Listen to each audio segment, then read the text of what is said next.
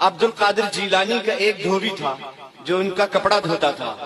جب اس کا انتقال ہو گیا تو وہ قبر میں پہنچا، اور جب قبر میں پہنچا تو فرشتے آ گئے. فرشتوں نے اس سے سوال کیا من ربکا، تیرا رب کون ہے؟ تو وہ کہنے لگا میں تو غوث اعظم کا دھوبی ہوں. فرشتوں نے کہا من ربکا، تیرا رب کون ہے؟ میں تو غوث اعظم کا دھوبی ہوں. یہ کیا جواب ہے؟ ماں دین کا، تیرا دین کیا ہے؟ میں تو غوث اعظم کا دھوبی ہوں. ما کنت تقول فی حق ھذا الرجل، نبی کے بارے میں تیرا کیا عقیدہ ہے؟ کیا عقیدہ تھا دنیا میں؟